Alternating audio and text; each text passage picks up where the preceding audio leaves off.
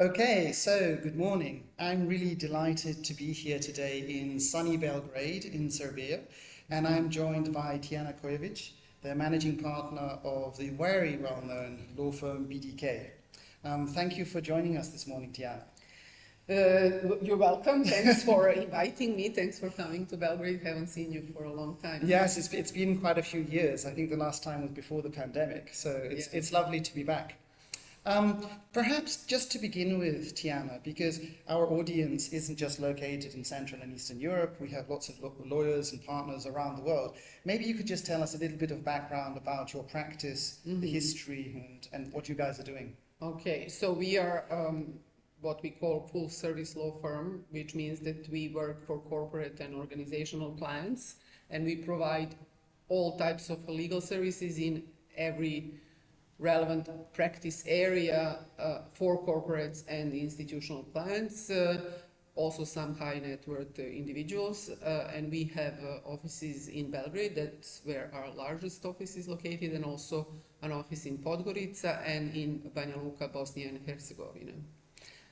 And this, again, this is quite an advantage for the clients because it's easier to have this single entry point to these different jurisdictions. Yes, and we are truly one firm. So our teams in Bosnia and in Montenegro are completely integrated in the firm and on a multi-jurisdictional deals, which require some specific expertise, for example, that is located in Serbia, but not necessarily in Bosnia and Montenegro. We work cross-border as a team. Also, we have some specialists in Montenegro, for example, that sometimes work on our Serbian transactions simply because they have the relevant expertise.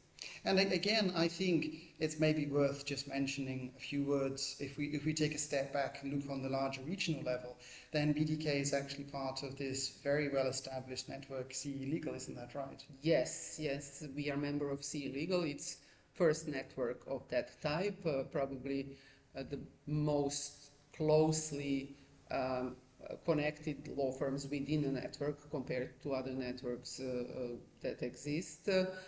We've been together for 20 years now in that network, and the network gathers law firms from the entire former Yugoslavia, Romania, Bulgaria, Albania, Kosovo, Greece and Turkey. Absolutely. I hope I didn't forget. and of course, I'm slightly biased towards CE Legal because they have such wonderful established companies like Shelich and Partners in Slovenia, Bojanov and Co. in Bulgaria. So these are really well-established companies. It's one of the more recognized networks. It's really a network that gathers top tier law firms in each of these jurisdictions. And to be modest, I mean, we were not the initial member from Serbia. We became member 4 years after the group was established, I think. And we were very grateful to get that opportunity, obviously. And so, Tiana, of course, my main area of activity and how we've worked together before the pandemic is about business development and the growth and efficiency of the companies. And that's something which we've been working on. But I understand there's a specific area which is really your passion. That's the area of legal tech.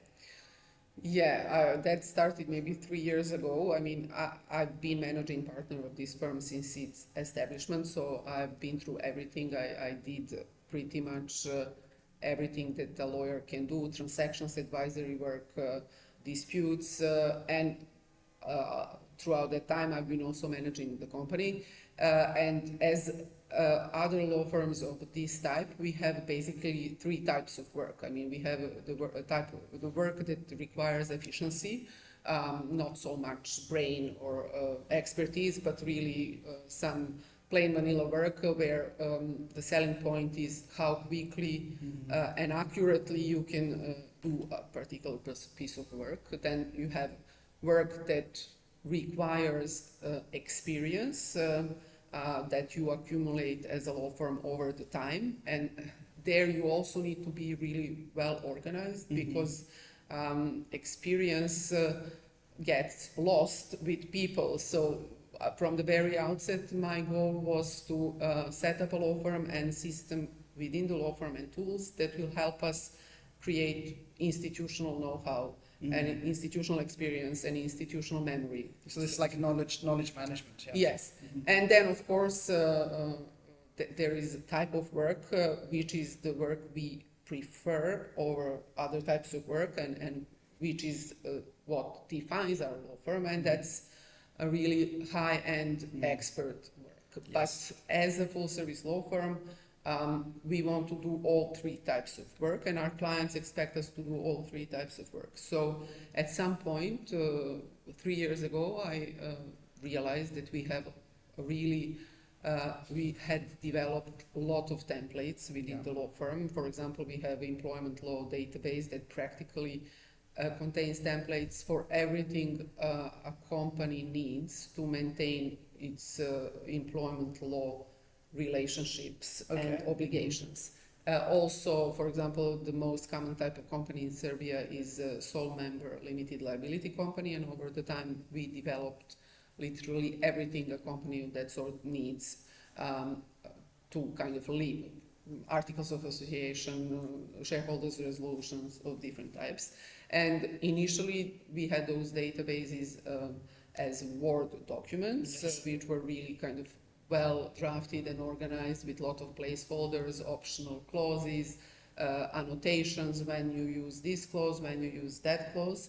And the more developed templates are, the more difficult it is to work in them if they are only in Word. And if you do it like traditionally by going through the document, deleting clauses you don't need, filling in clauses, placeholders, etc., etc. So at some point, of course, I learned of document automation software as a tool and how it can improve the drafting process. And we used one particular software that was then on the market. We automated all our employment law templates in that software, started using them, but we were not like 100% satisfied with that. We had a different idea as to what a document automation software should do for us. For example, we didn't want only to improve our internal processes when we produce documents for clients, but we also wanted to create a digital service for the clients to basically use the software to allow clients remote access to our database, from which they can pull out the template they need, and through the document automation software, by answering the questions that we prepared and following our guidance, they would be drafting the document themselves. And I can imagine, Tijana, that of course a lot of these different software products are coming from IT specialists. They might not have the kind of insight and understanding that our lawyers on the front line would have. Yeah. And that created an opportunity or a frustration, I suppose, on your side, yes? Yes, I mean, software companies, IT companies, when they develop legal tech tools, of course, they talk during the process to potential users and law firms to kind of gain information as to what they need. Yeah.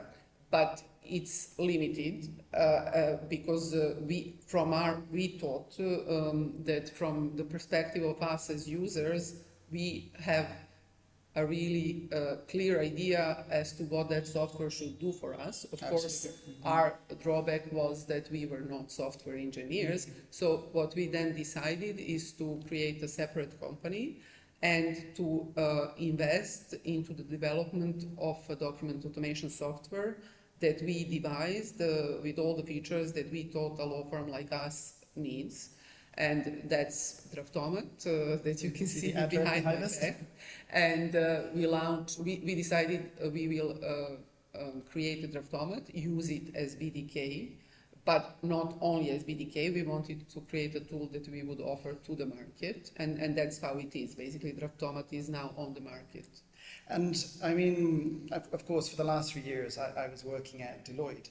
And just based on my Deloitte experience of the Big Four, weren't you afraid to take this kind of risk, to take that step? I would be terrified that this kind of project would just snowball into a dreadfully huge expense, become incredibly complicated. This is a rather brave thing to do, Tijana. Well, I mean, we were ready to take that risk, and we still don't know whether this investment will pay off. I mean, the software is on the market. We have several clients. It takes a lot of time to actually sell legal tech, and that's something we didn't really expect because we knew how we were ready for that, and then we thought, okay, there are so many successful law firms out there, they must be equally well organized as we are and equally eager to try new things and to change the way they work, but actually it didn't turn out to be like that. Okay, we accepted that, we are still on the market, we are still making progress. There is a lot of interest in the software, it's just that the sale process is a little bit longer than we expected. But to come back to your question, I mean, we were not terrified, obviously, because we did it, but we were aware of the risk and we were happy to take that risk. And we created a separate company into which only some of the partners from BDK invested. So it's totally our private risk. We didn't encumber the law firm with any financial obligations in that respect.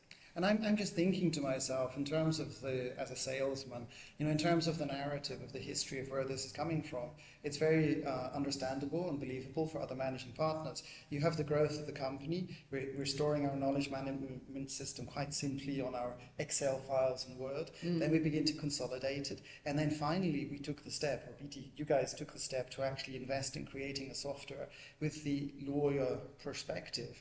So I think that's going to be more believable, or have a greater kind of understanding by other managing partners. They would be than some other technologies. Well, as I said, I think my assessment of the situation on the market now is that law firms are largely confused because there are really a lot of tools on the market. Even if we just narrow down legal tech arena, which is huge, to document automation software as a very specific tool, one of zillion legal tech tools. Even in that space, you have a lot of software on the market, and lawyers, not being IT people and being naturally conservative and skeptical, simply don't know where to start from. And we redesigned our sale process quite early on to include a lot of consultancy for the law firms as to how they should choose a software, how they should assess their own needs. We don't have a problem, for example, after an initial conversation with a law firm, to tell them, listen, you are not ripe for document automation yet. First, you need to create several good templates. I mean, you don't have to have like a library that contains hundreds of documents. Do create 2 or 3 initially very good templates that you most often use, and automate them and see how it works. See whether it makes a difference for you on these initial 3 to 5 samples. And then if you see the benefits of document automation software, it's easy to roll out additional templates you have in the firm. Because I think law firms are afraid that it will take them a lot of time to actually develop the templates and to prepare them for the software, because software, just like any other software, document automation software, also works on the principle rubbish in, rubbish out. So, I mean, it's not going to make templates and good precedents for you. I mean, you are the lawyer, you have to have good precedents. The software will only help you and your clients navigate through the drafting process. It will also help you control within your law firms as to what documents can be used, who and on what basis can change certain clauses that you as a managing partner or practice manager have approved. Yeah. You can also, put annotations in the template, and the software will alert you if you do something wrong, or if you didn't get the approval to change a particular clause, or if you, it will give you guidance as to how to make a choice between several options, etc., etc. So it's at the same time efficiency tool and knowledge management and supervision tool. Now I can imagine that this kind of incremental approach, starting small, seeing if it works, and then if we're happy with it, then scaling it up. Yeah. I think that's a wonderful approach in terms of risk minimization. Because of course I'm no IT expert, but I remember when I was doing my MBA, we studied the different companies which spent a huge amount of money and time investing in ERM systems, and then it might not actually be ideal or work. So this kind of incremental, low-risk approach is definitely a good selling point. Yeah, absolutely. And also what is important to know is that once you make this initial investment, and I'm not talking about financial investment in the software, but your work investment into kind of hygienic templates and into this process of feeding the software with the templates, it's very easy to draft in the software. So you don't need, for the automation of the templates and for creation of documents through the software, you don't need any engineering knowledge or skill. You just follow a very intuitive process. And for example, in our firm, the automation part, which means like putting Word documents, templates into the software and kind of automating them by following certain processes, was entirely done by administration in our law firm. We didn't use lawyers for that because they didn't have time. Yeah. We used like our people from our marketing department and people who work as administrative assistants, because all you need to have is an engineering mind and intellectual discipline where you follow if A then B, if B then C, and really anyone can do that. And then I'm curious, of course, the nice thing, Tijana, about BDK, or actually with Draftomat having created this, is that you're basically the guinea pigs. You got to try this out yourself to make the different changes. Can you share with us what kind of advantages, efficiencies, what kind of benefits, how has this actually helped you in practice? Oh, well, it has helped enormously our employment department. We increased revenue by 30% without investing additional hours of work into that incremental increase, simply because now all our templates are perfectly organized. They are in Draftomat, and our junior lawyers can do draft of an employment agreement in like 10 minutes. If it's a complicated, long employment agreement for white-collar employees. And even less once they get into the process. But also, apart from that, we created a digital service which is called Blink Draft, and it basically allows our clients to access our database themselves and draft employment documents themselves. So they don't have to call us or send us an email and tell us, can you please prepare this termination decision for me, or this agreement on termination. They can, if they subscribe to our database, they get access via portal, and they get their own space on our portal, and they can pull out whatever document they need, and by following a questionnaire which is on the right side of the screen and answering the questionnaire, they draft the document, and they can follow live on the left side of the screen how the document adapts to the answers that they have given on the right hand side of the screen. For which clients do we use that? For example, when we are approached by new companies wanting to, or founders wanting to establish a company in Serbia. these are newly established companies that don't have any legacy documentation. They basically don't have anything. Yeah. So we bundled our offer for corporate establishment with the offer of a database of employment documents a company needs to operate.